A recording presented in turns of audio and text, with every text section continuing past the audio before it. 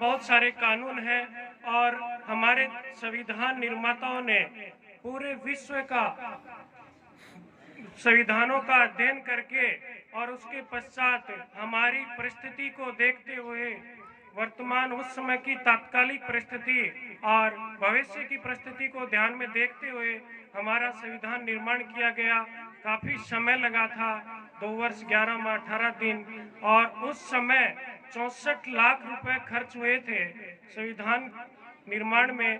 और एक बहुत अच्छी बात कि आर्टिकल 368 के अंतर्गत समावेश किया गया था कि संविधान उस समय बनाया गया था तो उनकी दूरगामी सोच थी कि भविष्य में हमारे देश में परिस्थितियां बदलेंगे तो इन कानूनों में भी परिवर्तन होगा। तो उस संविधान में संशोधन की प्रक्रिया उन्होंने पहले से आर्टिकल 368 में दे दी थी, क्योंकि वो कानून उस समय की परिस्थिति को देखकर बनाए गए थे इसलिए।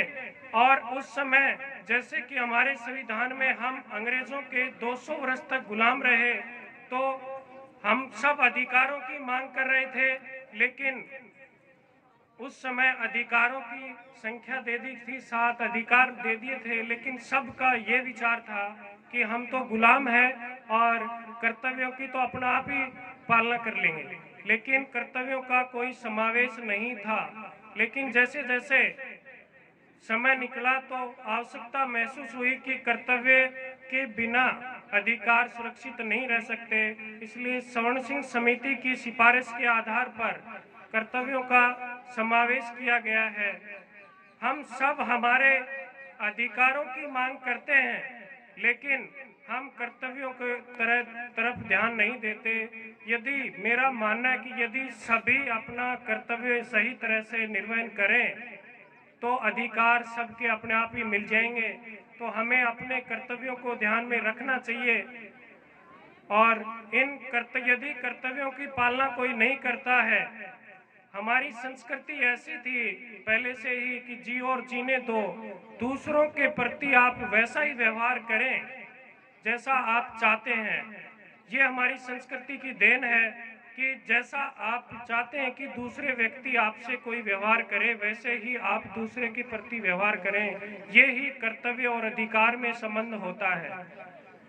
ठीक इसी तरह से हम हमारे देश की निरंतर उन्नति के लिए हमेशा प्रयास करें कि हम सब मिलके जो कर्तव्य हैं, देखो हमारे जो संसद है उन्होंने कर्तव्यों की संख्या बढ़ती जा रही है, पहले 10 थे 11 हो गए और अधिकार हमारे घटते जा रहे हैं। इनका कारण ये है कि पहले 7 थे अब 6 हो गए। इनका कारण ये कि यदि कर्तव्यों का हम सभी सही तरह से निर्वहन नहीं करेंगे तो हमारे अधिकार सुरक्षित नहीं रह सकते।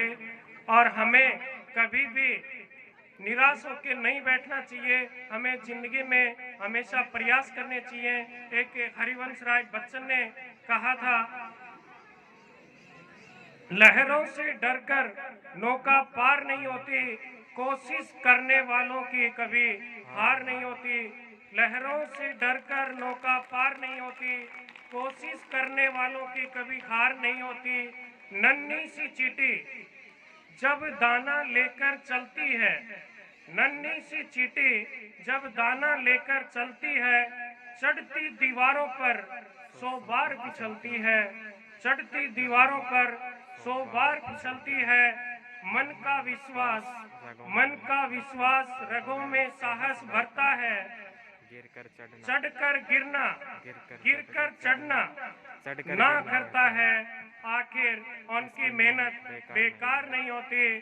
कोशिश करने वालों की कभी हार नहीं होती, लहरों से डरकर नौका पार नहीं होती, कोशिश करने वालों की कभी हार नहीं होती। डुबकियां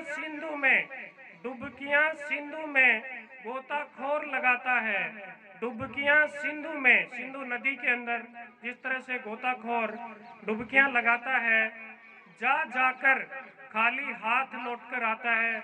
यानी ये कहा गया है कि जैसे गोताखोर नदी के अंदर जब गोता लगाता है तो कई बार वो अपने हाथ खाली आ जाता है। मिलते नहीं सहजी मोती, मिलते नहीं सहजी मोती, गहरे पानी में बढ़ता दुगना उत्साह है। इसी हैरानी में मुट्ठी उसकी हर बार खाली नहीं होती, मुट्ठी उसकी हर बार खाली नहीं होती। कोशिश करने वालों की हार नहीं होती, लहरों से डरकर नौका पार नहीं होती। कोशिश करने वालों की हार नहीं होती। इसी का अंतिम है, असफलता एक चुनौती है। जैसे बार बार हम किसी भी प्रतियोगिता परीक्षा की तैयारी करते हैं या अन्य काम करते हैं और हम एक बार प्रयास किया, 2 बार किया और फिर असफल हो जाने, बार बार असफल होने से मन में निराशा, कुंठा, भग्नाशा ये पैदा हो जाती हैं। तो उनके लिए निराश होने की जरूरत नहीं, उनके लिए कहा है कि असफलता एक चुनौती है, इसे स्वीकार करो। क्या कमी रह गई और क्या कमी रह गई देखो और सुधार करो। जब तक सफल ना हो नींद चैन की त्यागो तुम, जब तक सफल ना हो नींद चैन की त्यागो तुम। संघर्ष का मैदान छोड़कर मत भागो तुम, संघर्ष का मैदान छोड़कर मत भागो तुम। कुछ किए बिना जय जयकार नहीं होती, कोशिश करने वालों की कभी हार नहीं होती। तो अतः मेरा निवेदन है कि जो बच्चन साहब की ये कविता है ये बहुत अच्छी लगी मेरे को, कि हम जब भी प्रयास करते हैं तो असफल होना स्वाभाविक है, कि पहले प्रयास में सफल हो जाएं, दूसरे में भी हो जाएं। जिस तरह से आजकल नौजवान नौकरियों की तैयारियां कर रहे हैं, उनमें एक बार परीक्षा दी फेल हो गए क्योंकि बहुत ज़्यादा प्रतिस्पर्धा है, तो बार बार उनको निराश नहीं होना चाहिए।